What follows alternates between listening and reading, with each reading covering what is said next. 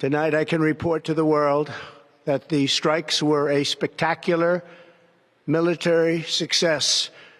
Iran's key nuclear enrichment facilities have been completely and totally obliterated. ইরানের 3টি পরমাণু কেন্দ্র লক্ষ্য করে হামলা চালিয়েছে যুক্তরাষ্ট্র। দেশটির প্রেসিডেন্ট ডোনাল্ড ট্রাম্প এ তথ্য জানিয়েছেন। এর মধ্যে ইরানের অত্যন্ত সুরক্ষিত ফর্দো পারমাণবিক কেন্দ্রে 6টি বাংকার বাস্টার বোমা ব্যবহার করে আমেরিকা। সংবাদ মাধ্যম ফক্স নিউজের এক উপস্থাপকের বরাত দিয়ে রোববার এ তথ্য জানিয়েছে টাইমস অফ ইসরায়েল। ফক্স নিউজের জনপ্রিয় উপস্থাপক শন হ্যানেটি জানিয়েছেন, তিনি সদ্যই যুক্তরাষ্ট্রের প্রেসিডেন্ট ডোনাল্ড ট্রাম্পের সঙ্গে ফোনে কথা বলেছেন।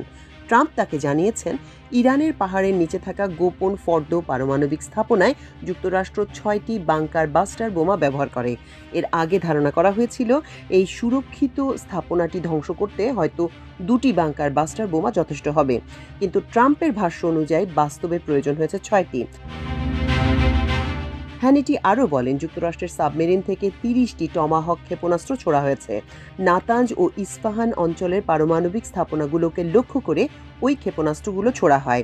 সাবমেরিনগুলোর অবস্থান ছিল প্রায় 400 মাইল দূরে। এর আগে ইসরায়েল দাবি করেছিল, গত 13ই জুন ইরানে চালানো তাদের প্রথম হামলায় নাতাঞ্জ পারমাণবিক স্থাপনাটি ব্যাপক ক্ষতিগ্রস্ত হয়েছে। প্রসঙ্গত, ফর্দো ও নাতাঞ্জ এই দুটি পারমাণবিক কেন্দ্র ইরানের অন্যতম গুরুত্বপূর্ণ ইউরেনিয়াম সমৃদ্ধকরণ স্থাপনা।